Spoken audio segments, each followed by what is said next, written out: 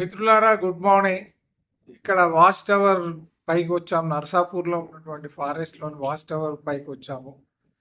ఇక్కడ నేను సదాశివరెడ్డి గారు మీకు తెలుసు, చిరపరిచితులే. వారు ఎక్సర్సైజ్లో కానీ డైట్ విషయంలో ఇంటర్నేషనల్లీ సర్టిఫైడ్ వ్యక్తి. వారితో గతంలో 3-4 వీడియోలు చేశాము. నేను వారిని ఒక రిక్వెస్ట్ చేశాను, ఏంటంటే ఎలాంటి వెయిట్స్ లేకుండా, జిమ్కు వెళ్ళకుండా మన బాడీ వెయిట్తోనే ఎలాంటి వ్యాయామం ఎక్సర్సైజెస్ చేయడం ద్వారా మనిషి తన ఆరోగ్యాన్ని పరిరక్షించుకోవచ్చు, ఫిట్నెస్ను డెవలప్ చేసుకోవచ్చు అని వారిని అడిగాను. వారు మనకి అంగీకరించి ఇప్పుడు మనకు డెమో ఇస్తున్నారు, మీరు చూడండి. జిమ్ సహాయం లేకుండా, ఎలాంటి ఎక్విప్మెంట్ సహాయం లేకుండా వ్యక్తి తన బాడీ వెయిట్ ను ఉపయోగించి తన ఫిట్నెస్ ని కాపాడుకోవచ్చా, ఆరోగ్యాన్ని పరిరక్షించుకోవచ్చా అనే విషయంలో ఇప్పుడు వారు ప్రాక్టికల్ గా డెమో ఇస్తున్నారు. మా మిత్రులు కూడా వారు చూపినటువంటి ఆ డెమోను అనుకరిస్తారు, ఫాలో అవుతారు. ఇదంతా మీకు ప్రయోజనాన్ని చేకూర్చాలని నేను చేస్తున్నటువంటి ప్రయత్నం. Start sir. సో ఎక్సర్సైజ్ అనేది మీరు చెప్పినట్టు జిమ్ ఒకటే కాదు, మన సొంత బాడీతో కూడా చేసుకోవచ్చు. సో ఈ ఎక్సర్సైజ్ చేయడానికి ఫస్ట్ బాడీకి వామప్ ముఖ్యం. సో వామప్ అంటే జనరల్గా అందరూ ఏం చేస్తారంటే పార్క్లో జస్ట్ చేతులు ఇలా ఇలా ఇలా అని చూసి వామప్ అంటే అని వామప్ అయింది అనుకుంటారు. అంటే మీరు ఆ వామప్ దేనికి పనికి వస్తుందంటే ఓన్లీ అప్పర్ బాడీకి, ఈ చేతులకి పనిచేస్తుంది. సో ఫస్ట్ టెంపరేచర్ రేజ్ చేయడానికి వామప్, మామూలు spot running or swiss movements. So దీంతో ఏంటంటే జస్ట్ మోషన్ స్టార్ట్ అయినట్టు టెంపరేచర్ కొంచెం రేజ్ అవుతుంది. రేజ్ అయిన తర్వాత ప్రతి జాయింట్ ని లూబ్రికేట్ చేయాలి. ఓకే, అంటే టోటల్ ఎన్ని జాయింట్స్ ఉన్నాయో అన్ని జాయింట్స్ లూబ్రికేట్ చేస్తేనే అది టోటల్ గా డైనమిక్ వార్మప్ అంటారు. అది ఓకే. డైనమిక్ అంటే మూవ్మెంట్ తోటి, మళ్ళీ స్ట్రెచ్ కాదు. స్టార్టింగ్ ఇట్లా స్ట్రెచ్ చేయలేదు, అప్పుడు చాలా డేంజర్, దాంతో పట్టేస్తాయండి. సో డైనమిక్ మూవ్మెంట్ ఉండాలి. మూవింగ్ మూవ్మెంట్ అనుకోండి. So dynamic movement for every joint చేయాలి. ఫస్ట్ ఒకటి చూద్దాము. ఇది షోల్డర్ సర్కండక్షన్ అంటారు. సో క్లాక్ వైజ్ మళ్ళీ యాంటీ క్లాక్ వైజ్ అనుకోండి. ఓకే, ఇది 2 షోల్డర్ జాయింట్స్. ओके शंकर इधर आ रहे, आपके पीछे टायर है. షోల్డర్ జాయింట్స్ జాయింట్ లో ఉన్న సైనోవియల్ ఫ్లూయిడ్ అనేది ఇండికేట్ చేస్తుంది. నెక్స్ట్ అనుకోండి, నెక్స్ట్ ఫ్లైస్, చెస్ట్ ఫ్లైస్ అనుకోండి. అంటే ఇలా కాకుండా ఈ యాంగిల్ లో 45 degrees యాంగిల్ లో 45 degrees యాంగిల్లో. అయితే ఎన్ని రిపిటేషన్స్ చేయాలో అది కూడా చెప్పండి. 4 to 5 రిపిటేషన్స్ చాలు. ఓకే, 4 to 5 రిపిటేషన్స్ చాలు. చెయ్యి లక్ష్మణ్, చెయ్యరా చెయ్యి. సో చెస్ట్ పార్ట్ అయిపోయింది, షోల్డర్ పార్ట్ కొంచెం లూబ్రికేట్ అయింది. ఓకే, తర్వాత మేజర్ గా బ్యాక్ ఫోర్ గురించి అందరూ మిస్ చేస్తారు. దాన్ని రిలాక్స్ చేయాలంటే క్యాట్ అండ్ క్యామెల్ అనేది ఉంటది ఒకటి, మీకు చూపిస్తాను. జస్ట్ ఉంది కదా,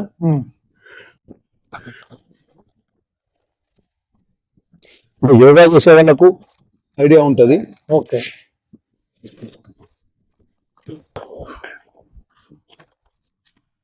ప్రొట్రాక్షన్ రిట్రాక్షన్ అని. ఓకే, స్టమక్ ని పుల్ ఇన్, ఓకే. అయితే ఇప్పుడు మోకాళ్ళ నొప్పులు ఉన్న వాళ్ళు ఎట్లా మరి? ఒక వయసులో ఉన్న వాళ్ళకి మోకాళ్ళ నొప్పులు ఉంటాయి, సో ఇలా కూడా చేసుకోవచ్చు. దాని పెద్ద ముఖ్యమైన. సో మిత్రులారా, ఇట్లా మోకాళ్ళ నొప్పులు ఉన్న వాళ్ళు ఈ విధంగా కూడా చేసుకోవచ్చు. ఇదే వ్యాయామాన్ని ఇంకో రకంగా చేసి చూపిస్తున్నారు. ఈ రకంగా కూడా చేసుకోవచ్చు. చేసిన తర్వాత నెక్స్ట్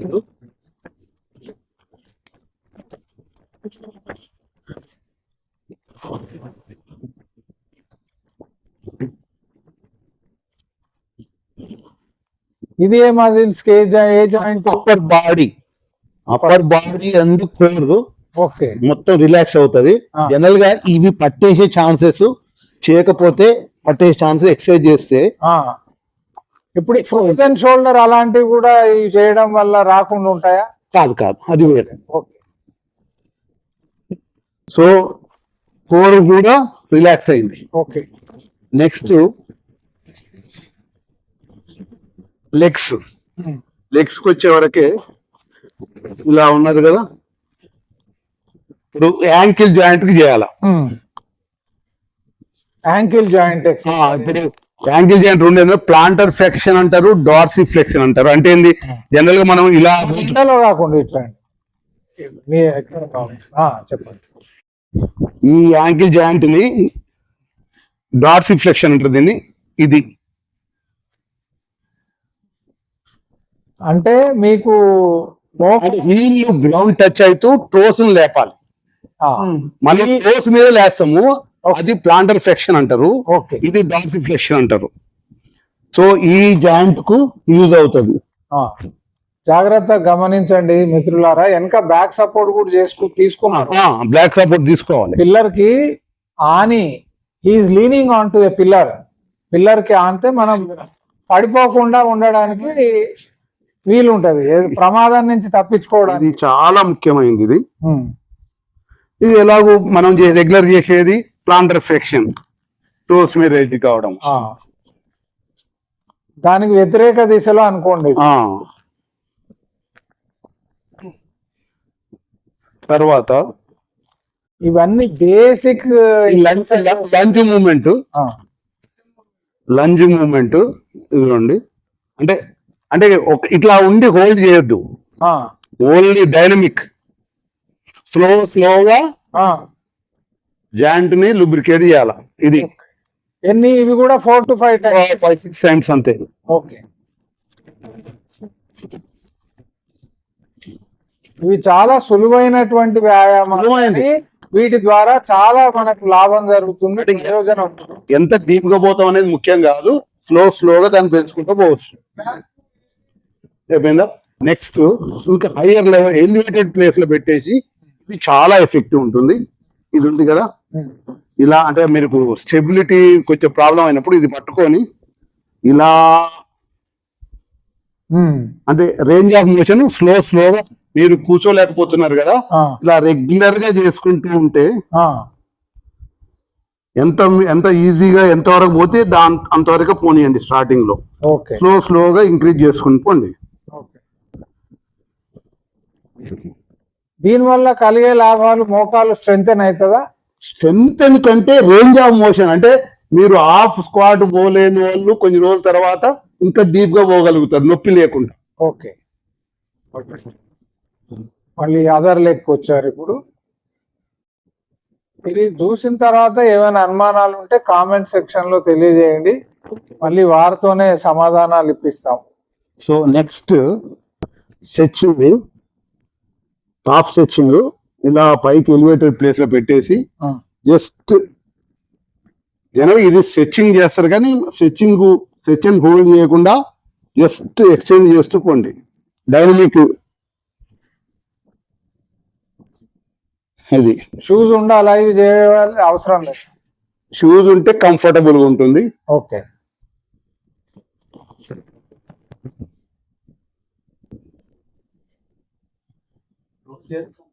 చేస్తాం. చూడండి. తర్వాత బ్యాక్ స్ట్రెచ్చింగ్. ఓకే.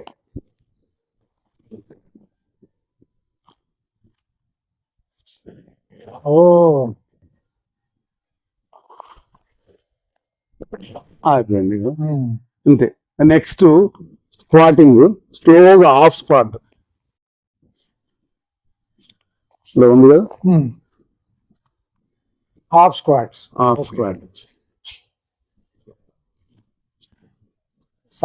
ఎంత పోగలిగితే అంత మీ కన్వీనియంట్ ప్రకారం. ఓకే. సో ఇది అయిపోయింది. సో డైనమిక్ స్ట్రెచింగ్ అయిపోయింది.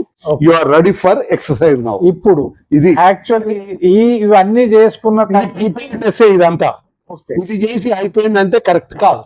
ఆహా. ఇప్పుడు స్టార్ట్ చేయాలి ఎక్సర్సైజ్ 5 నిమిషాలు కానీ 10 నిమిషాలు ఇప్పుడు చేసే ఎక్సర్సైజ్ ఇదంతా ప్రిపేర్డ్నెస్ ఇంతవరకు ఆ. జనరల్ గా అందరూ ఇదే చేసేసి అయిపోయింది అనుకుంటారు. అది కరెక్ట్ కాదు. నేను ఇంకో క్వశ్చన్ అడుగుతా. ఇప్పుడు వేలాది లక్షలాది మంది రోజు పొద్దున్న లేచి వాకింగ్ చేసుకొని వచ్చి వాక్ చేసిన తర్వాత స్ట్రెచ్చింగ్ చేసుకొని ఇంటికి వస్తారు. ఉపయోగం లేదు. అది చెప్పండి. అంటే మీరు మజిల్ని ఛాలెంజ్ చేయట్లేదు, మజిల్ గ్రో కాదు, ఆ, మజిల్స్ మీకు స్ట్రెంత్ కూడా ఇవ్వదు. అది ఇప్పుడు టోటల్ బాడీలో 3 పార్ట్గా డివైడ్ చేసుకొని ఒక రోజు లోవర్ బాడీకి, ఉమ్, ఒక రోజు అప్పర్ బాడీకి, ఉమ్, ఒక రోజు చేతులకు అండ్ కోర్కు, కోరిక. ఓకే. అవి చేసుకుంటూ ఒక రోజు అది ఒక రోజు ఇది ఇంకో థర్డ్ డే ఇంకొకటి పార్ట్ చేసుకుంటే సరిపోతుంది. రోజు నీ ఇప్పుడు చేయబోయే ఎక్సర్సైజ్ రోజు చేసే అవసరం లేదు, అన్ని చేసే అవసరం లేదు. ఫస్ట్ ఈ రోజు మనము ఓన్లీ లోవర్ బాడీకే చేద్దాం ఓకే అనుకుందాం. లోవర్ బాడీ అంటే మనం చేయగలిగింది ఏముంటుంది? ఒకటి లెగ్ ఎక్స్టెన్షన్ అనేది ఒకటి ఉంటుంది. అంటే ఎక్కడైనా కూర్చొని డ్యూరేషన్ చెప్పండి. అంటే రెపిటేషన్స్ 10 వరకు అనుకోండి. ఓకే. అటువంటి 10 రిపిటేషన్లు చేసినటువంటి అది ఒక సెట్ ని 3 సెట్లు చేసుకుంటే సరిపోతుంది. 3 సెట్స్. 3 సెట్లు చేసుకుంటాం. ఓకే. అంటే ఫస్ట్ లెగ్ ఎక్స్టెన్షన్ అంటే ఇది ప్యారలల్ గా ఉంటుంది గ్రౌండ్ కు. ఓకే. ఇది ఎక్స్టెండ్ చేసుకోవాలి. అయితే ఇది మీకు ఈజీగా అనిపిస్తుండొచ్చు, బాడీ తోటి ఈ వెయిట్ తోటి కొంచెం ఈజీగా అవుతుంది. దీనికి ఏమన్నా మీకు అవైలబిలిటీ ఉంటే ఇంట్లో చేసుకున్నప్పుడు ఒక వెయిటెడ్ బ్యాండ్ ఉంటుంది కదా, ఓకే, దానికి వెయిట్ కట్టేసుకొని కొంచెం రెసిస్టెన్స్ పెంచుకొని చేసుకుంటే యూస్ఫుల్ ఉంటుంది. మీ దగ్గర పెద్దగా వెయిట్స్ ఏం లేకపోతే కిలో ఉప్పు ప్యాకెట్ అంతే అంతే అంతే. లేకపోతే రబ్బర్ బ్యాండ్ ని దీనికి వేసుకొని దీన్ని టై చేసుకొని చేసుకోవచ్చు. ఎలాస్టిక్ బ్యాండ్ ఉంటుంది కదా, ఇది ఇప్పుడు ఏమన్నా ఇప్పుడు నీ పెయిన్స్ ఉన్నోళ్ళు కానీ, లేకపోతే లోపలికి మంచి పూర్తి కూర్చోలేని వాళ్ళు కానీ, స్ట్రెంత్ లేని వాళ్ళు కానీ ఇది చేసుకుంటూ పోతే కొంచెం ఇంప్రూవ్ అవుతుంది. ఇప్పుడు చాలా మంది ఇండియన్ టాయిలెట్ వాడేటువంటి పరిస్థితిలో లేరు. అవును. ఇలాంటి వ్యాయామాలు ఒక 3 నుంచి 6 నెలల పాటు చేసుకుంటే డెఫినెట్ గా ఇంప్రూవ్మెంట్ ఉంటుంది. దీంతో ఏంటంటే ఈ మజిల్ స్ట్రెంథెన్ అవుతుంది. ఓకే. ఇది లేపితే ఇది కాదు అయ్యేది, ఈ మజిల్ స్ట్రెంథెన్ అవుతుంది. క్వాడ్రిసెప్ మజిల్ అంటారు, ఇది స్ట్రెంథెన్ అవుతుంది. ఇంకొక డౌట్, ఇప్పుడు మనము ఎక్కడైతే ఎవరైతే జిమ్ కి వెళ్తారో అక్కడ వెయిట్స్ కాళ్ళకి తగిలించుకొని చేసే అవకాశం ఉంటది కదా, మంచిగా చేసుకోవచ్చు, ఇంకా మంచిది. సో గ్రాడ్యువల్ గా తక్కువ వెయిట్ నుంచి ఎక్కువ వెయిట్ కి వెళ్ళమంటారా ఎట్లా? తక్కువ వెయిట్ నుంచి ఎక్కువ పోతే మంచిది. ఫస్ట్ సెట్ అనేది యాక్చువల్ గా అంటే ప్రిపేర్డ్నెస్ అంటారు, అంటే feel set. Okay. Feel set, real set అంటే వెయిట్స్ ఉన్నప్పుడు first set only 20% of your target weight తోటి తీసుకొని చేసింది first set. Second, third or fourth set అనేది మనం ఎక్కువ వెయిట్ వేసుకోవచ్చు. ఓకే. సో ఇది లెగ్ ఎక్స్టెన్షన్ అంటారు for you quadricep muscle. Simple.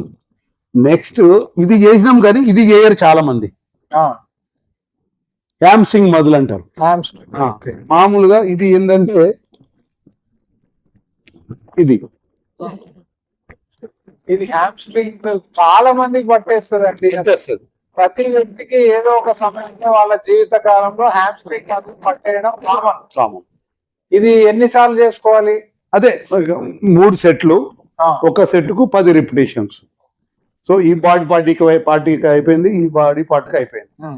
Next అందరు మిస్ అయ్యేది మెయిన్ గా ఇది గ్లూటస్ మీడియస్ అంటారు. ఈ మజిల్, ఈ సైడ్ కుండే మజిల్ ఉందా, నడుము దగ్గర, కాదు ఈ లెగ్స్ కు పైన టువార్డ్స్ లెఫ్ట్ అండ్ రైట్ ఈ మజిల్ ఉంది కదా. ఓకే. అసలు పడిపోకుండా కాపాడేది, బాడీని స్టెబిలైజ్ చేసేది ఈ మజిల్.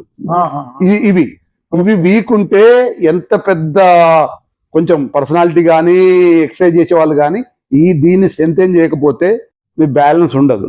లాంటి ఒక ఏజ్ వచ్చిన తర్వాత అన్బ్యాలెన్స్ అయిపోయి పడిపోవడానికి ముఖ్య కారణము ఈ మజిల్స్ వీక్ ఉండదు. సాధారణంగా బాత్రూమ్లలో పడిపోవడం అదే అంతే, స్టెబిలిటీ కోల్పోయి పడిపోతుంటారు. సో దానికి ముఖ్య కారణము స్టెబిలిటీని మనము కోఆర్డినేట్ చేసేది ఈ మజిల్ అన్నట్టు. ఓకే. సో దీన్ని స్ట్రెంథెన్ చేయడానికి మనం తెలిసో తెలియకో ఏం చేస్తాము, లెగ్ రేజ్ చేస్తాం కదా. ఇది లాటరల్ ఎక్స్టెన్షన్ అంటారు లెగ్. ఆ, ఇది ముఖ్యం, ఇది చేయాలి రోజు. ఇది కంపల్సరీ చేయాలి. ఓ, అంటే లెగ్స్ చేసే రోజు ఆ, ఆ, ఆ. కంపల్సరీ. ఇంకా వెయిట్ ఒక కేజీ పెట్టుకొని యాడ్ చేస్తే ఇంకా మంచిది. ఉమ్, ఇది ఓకే. ఇది గ్లూటస్ మీడియస్ చాలా ముఖ్యం. చేసుకోవచ్చు, ఎక్కువ చేసుకోవచ్చు, అంటే స్లోగా చేయండి. ఎందుకంటే మనం రెగ్యులర్ యాక్టివిటీలో ఈ టైప్ ఆఫ్ యాక్టివిటీ మనం చేయము. ఉమ్, మామూలు నడుస్తుంటాము, ఎత్తుతుంటాము, దింపుతుంటాము, కానీ లెగ్ అనేది ఇట్లా రేజ్ చేయం కదా. ఉమ్, అందుగురించి దీన్ని ఎప్పుడు మనం వర్కింగ్ చేయం కదా, ఓకే. అది అందుగురించి వీక్ అవుతా ఉంటది. ఇది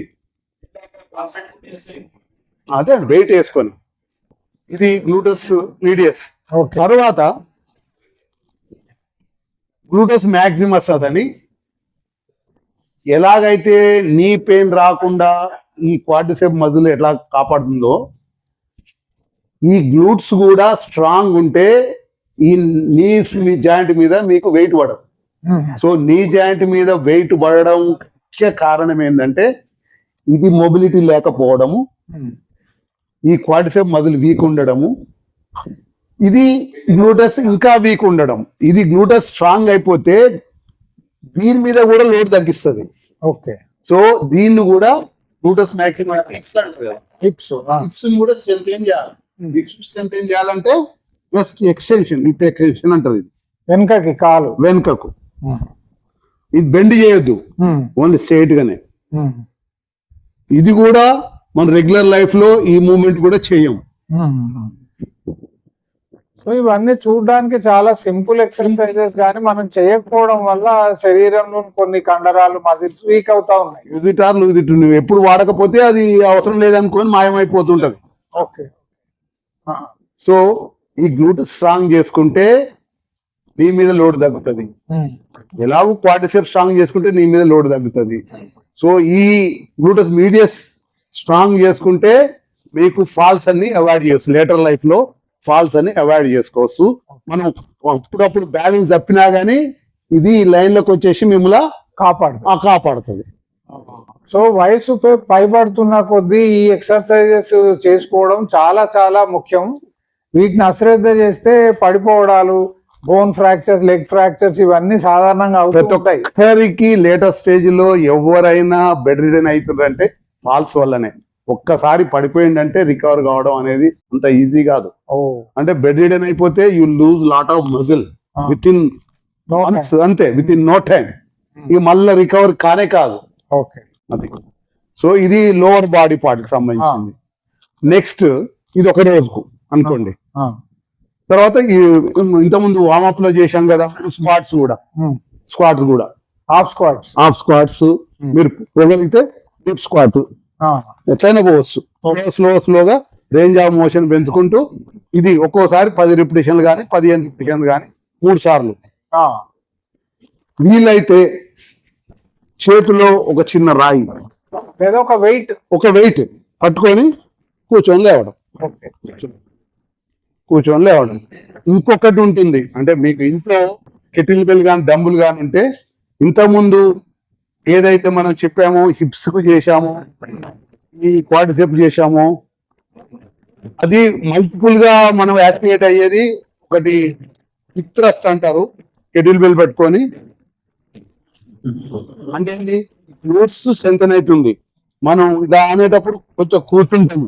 లేదు, ఇప్పుడు మీరు కెటిల్ బెల్ ఏ ఇన్స్ట్రుమెంట్ పేరు చెప్పొద్దు. ఇది ఏంది? ఒక రాయి కావచ్చు, ఆ, బరువు అనండి. బరువు ఏదైనా కానీ, ఆ, ఏదైనా చిన్న పక్కన ఉన్న చిన్న రాయి కావచ్చు, ఇట్లా పట్టుకొని ఇట్లా కూర్చోండి కొంచెం. ఆ, అదొకటి. ఇక్కడ పట్టుకొని ఓకే. సో సాధారణంగా మన ఇంట్లో సరుకులు తెచ్చినప్పుడు 2 కిలోల ప్యాకెట్లు, కిలో ప్యాకెట్లు సాధారణంగా ఉంటాయి మన దగ్గర. సో వాటిని పట్టుకొని కూడా మనం క్రమక్రమంగా పెంచుకుంటూ చేయొచ్చు. ఇది లోవర్ బాడీ కదా. నెక్స్ట్ అప్పర్ బాడీ పెట్టుకుందాం. అప్పర్ బాడీ మరోసారి ఓకే. అచ్చా, అంటే ఇది ఒక రోజు వర్కౌట్. ఓకే. నెక్స్ట్ డే ఏం చేయాలంటే ఈ డైనమిక్ వార్మప్ అనేది ఎలాగో మళ్ళీ చేయాలా, రోజు చేయాల్సి. రోజు డైనమిక్ వార్మ్ చేయాలా, చేసి అప్పర్ బాడీకి చేయాలి ఎక్సర్సైజ్. అప్పర్ బాడీ అంటే ఏంది? Chest and back. Okay. So first దానికి వాల్ పుషప్స్. ఇది అప్పర్ బాడీకి మిత్రులారా. లోవర్ బాడీ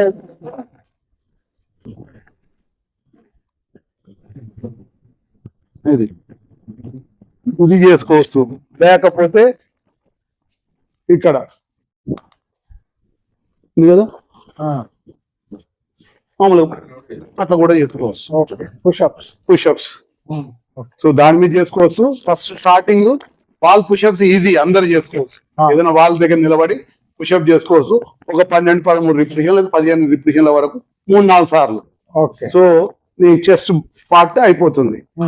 తర్వాత ఇంకా మిస్ అయ్యేది ఏముందంటే బ్యాక్ పార్ట్ కు జనరల్ గా చెయ్యం మనం అనేది పుల్లింగ్ తోటి వస్తుంది. ఓకే, పుల్లింగ్ అంటే ఏంది, రాడ్ ఉంటుంది కదా, రాడ్ పట్టుకొని లేచే ప్రయత్నం చేయడం అనేది. సో దీనికి తప్పకుండా ఏదో ఒక ఇన్స్ట్రుమెంట్, హ్యాంగింగ్ రాడ్ లాంటిది ఏదో ఒకటి కావాలి. లేకపోతే ఇంకొకటి ఉన్నది, ఇలా ఒక రాయి లాంటిది ఒక బరువును పట్టుకొని ఉంది కదా, బ్యాక్ బ్యాక్ బ్యాక్ అంటారు. ఇది చాలా ఉపయోగం. సొంత వెయిట్ మాత్రం కావాలి.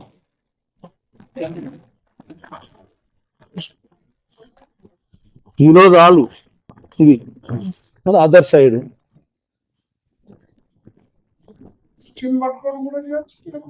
కాదు కాదు, కుర్చీని పట్టుకొని ఈ చెయ్యి స్టూల్ మీద పెట్టుకోవచ్చు. ఇంకో చెయ్యి తోటి కొంచెం వెయిట్ ని పుల్ చేయాలి. సో ఇంతకు ముందేమో చెస్ట్ ఫ్రంట్ పార్ట్ చేసినాం కదా, ఇప్పుడు బ్యాక్ పార్ట్ అన్నట్టు. సో ఫ్రంట్ అయిపోయింది, బ్యాక్ అయిపోయింది. వీలైతే ఒక రాడ్ పట్టుకొని ఫుల్ అప్ అంటే ఒకటి వస్తుందా, హాఫ్ వస్తుందా, క్వార్టర్ వస్తుందా, ఏమన్నా కానీ పట్టుకొని ఊలాడడం కాదు, పట్టుకొని లేచే ప్రయత్నం చేయడం. ఎవరైనా చేయొచ్చా? ఎవరైనా చేయొచ్చు. ఆరోగ్య సమస్యలు ఉన్న వాళ్ళు కూడా చేయొచ్చు. అంటే లైటర్ వెయిట్ ఉన్న వాళ్ళు ఈజీ అవుతుంది, హెవీ వెయిట్ ఉన్న వాళ్ళు చేయడం కష్టం అవుతుంది. అంతే, అది చెప్పండి. అంతే.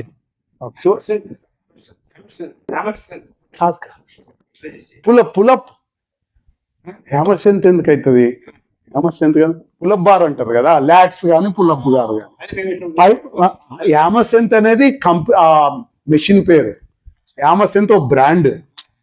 సో లాట్ పుల్ డౌన్ కావచ్చు, అంటే పైన ఉన్న పుల్లితోటి ఉన్న రాడ్ బట్టి లాడడం, అది జిమ్ లో ఎక్సర్సైజ్ కదా.